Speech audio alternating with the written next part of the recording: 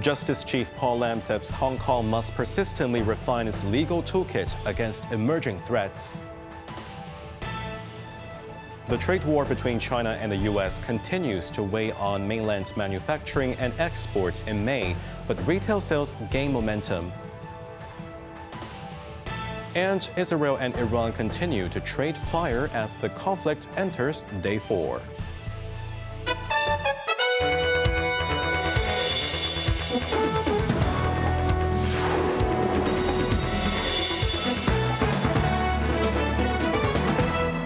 Good evening. You're watching Cable News. I'm Jeremy Zhu. 3 years into his tenure, Secretary for Justice Paul Lam declared Hong Kong has largely filled the gaps in national security laws, but must persistently refine its legal toolkit against emerging threats. Lam, marking his anniversary, highlighted milestones like the passage of 2020 National Security Law and last year's Safeguarding National Security Ordinance. Quentin Yang shares more. In an exclusive iCable News interview, the Justice Chief stressed adopting a prepare-for-danger approach in times of peace. We must carefully examine our surroundings, Lam said. Just as drivers regularly check their vehicles, we need new or optimized legal instruments to address evolving risks. He emphasized the NSL, like all laws, evolves through practice. Lam cited revisions after a court setback in the Hong Kong Alliance case. This is how the legal system operates. Court opinions may differ from the government. It's about refinement, not right or wrong, he said. Addressing judicial concerns, Lam dismissed the significance of overseas judges leaving Hong Kong's top courts, now at a 25-year low. Following resignations like former Australian judge Robert French, who labeled the roles arguably cosmetic, Lam countered that new appointees like New Zealand's William Young proved the system's resilience. If they didn't believe they could contribute, they wouldn't come. What matters is their reputation, not their numbers, Lam said. He also rejected Hong Kong's slide in global rule of law rankings, particularly in constraints on government powers and fundamental rights, calling Western assessments incomplete and misinformed. Rectifying Western nations' misconceptions requires patience, Lam said, adding authorities will boost outreach through international visits and hosting delegations. Quentin Yang, Cable News. Mainland's economy sent mixed signals in May amid the U.S. tariff storm, with retail sales surging at their fastest pace since December 2023, thanks to the central government's all-out efforts to boost domestic consumption, while industrial output and fixed asset investment unexpectedly slowed down. Evelyn Bai reports. According to the National Bureau of Statistics, retail sales rose 6.4% year-on-year in May, surpassing the estimates. The NBS attributed the surge to the Consumer Goods Trade-in Program, earlier start of the 618 Shopping Festival, and rising spending during the 5-day Labor Day holiday. Meanwhile, hit by U.S. President Donald Trump's tariff war, industrial output in the world's second-largest economy ticked up 5.8% last month, lower than the 6.1% growth in April, marking the second straight month of slowdown.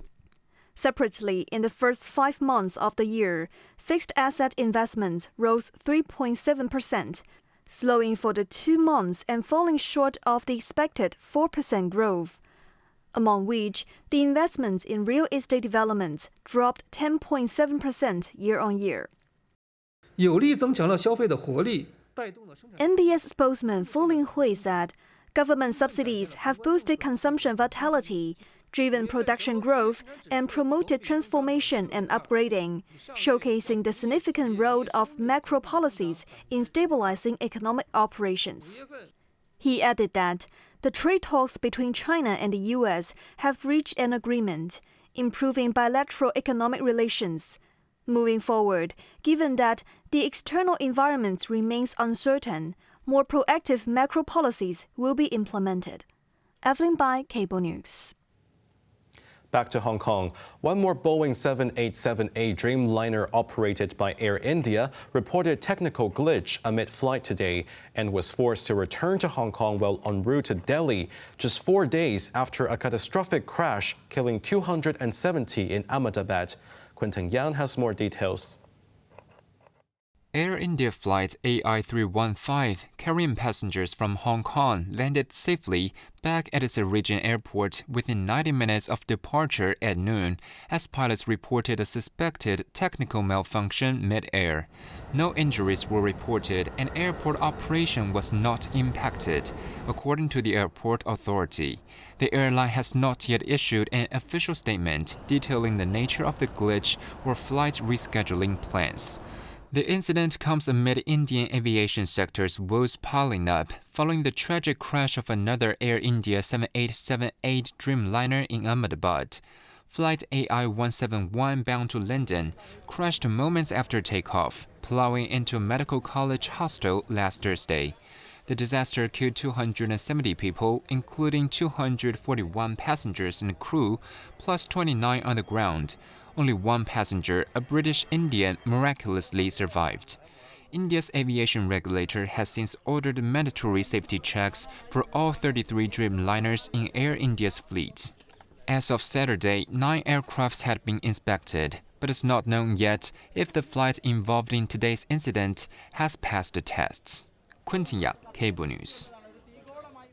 The Consumer Council has recorded 971 complaints about food delivery platforms in the first 5 months of this year alone, representing 85% of last year's total number of cases. One customer reported that the order never arrived, even though the platform system showed the delivery as completed, with suspicions the courier may have delivered to the wrong address. In another case, a consumer attempted to cancel an order just 1 minute after placing it, but the restaurant refused a refund, claiming food preparation had already begun. The council also highlighted a concerning incident where a pickup customer arriving at the designated pickup location discovered no physical restaurant existed at the advertised address. Officials are calling on delivery platforms to enhance transparency in order tracking systems, provide clearer updates about restaurant order acceptance and food preparation status, and establish well-defined cancellation policies for different stages of the ordering process.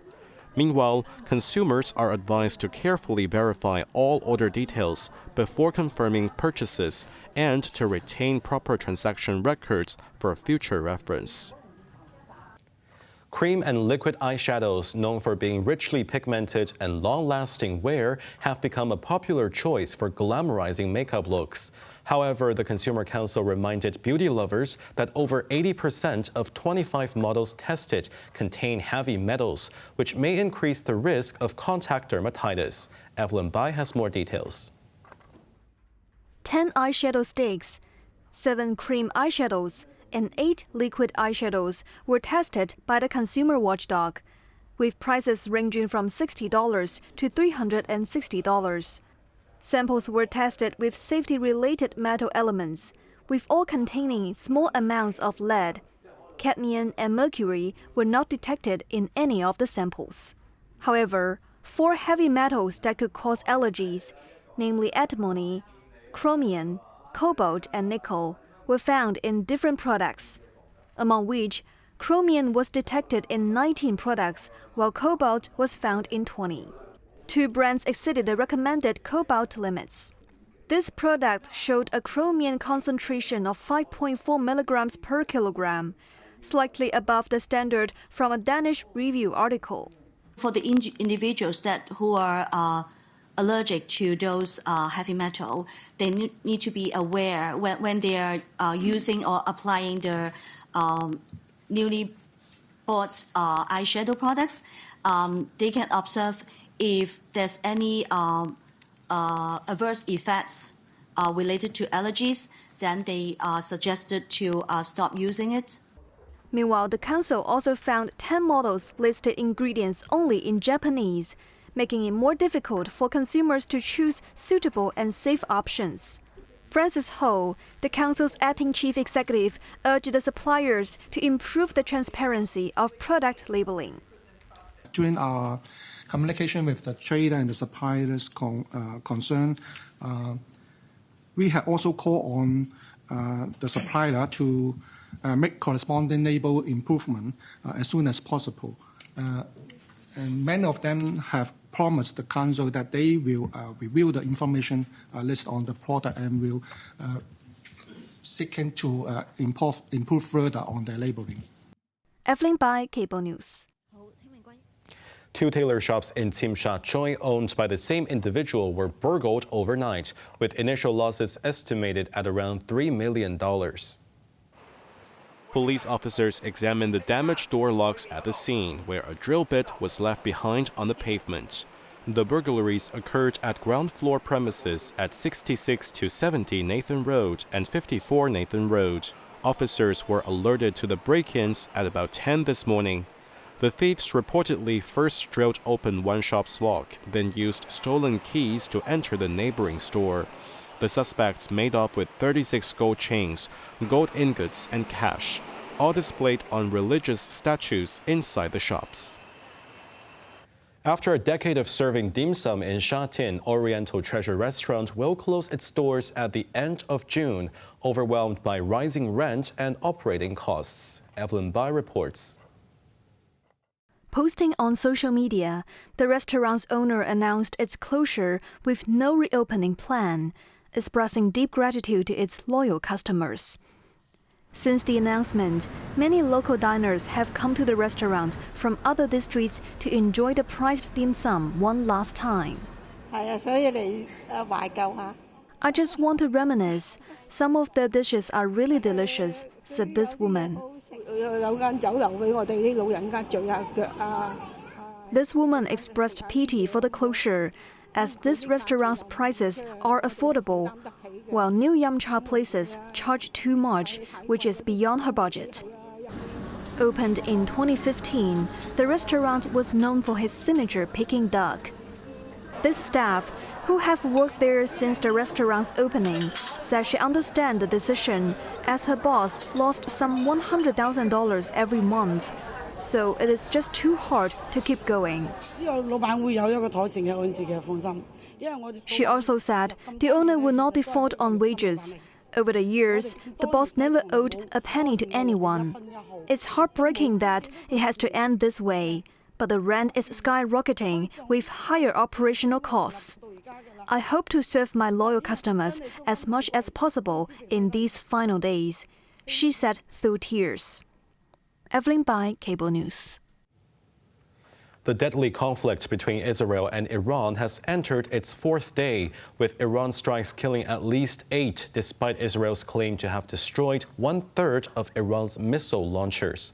Meanwhile, Israel said they have killed all Tehran's senior commanders and threatened to kill its supreme leader too, a plan reportedly vetoed by U.S. President Donald Trump, who said he remains hopeful for a peaceful deal.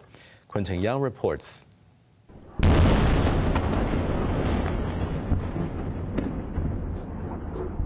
Iran has fired 370 ballistic missiles and hundreds of drones at Israel over the past 4 days, the Israeli Prime Minister's office said.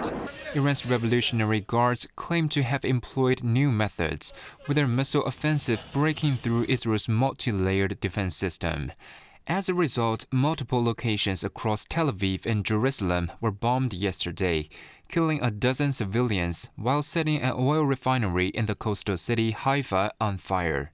Israel retaliated by bombing Quds Force command centers in Tehran, critical hubs for coordinating proxy attacks across the Middle East. This followed Sunday's rare daytime strike on Iran's capital, which killed Revolutionary Guards intelligence chief Mohammad Kazemi. Obviously, I won't comment on future plans or specific plans, but we have gone so far and eliminated essentially all the senior commanders in the Iranian regime, and we will continue operating until we feel that we are able to remove this existential threat from Israel.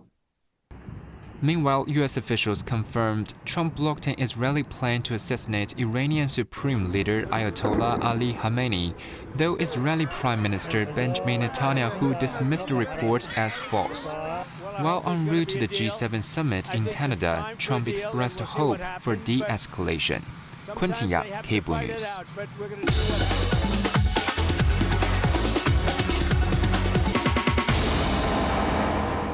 Let's take a look at the stock market.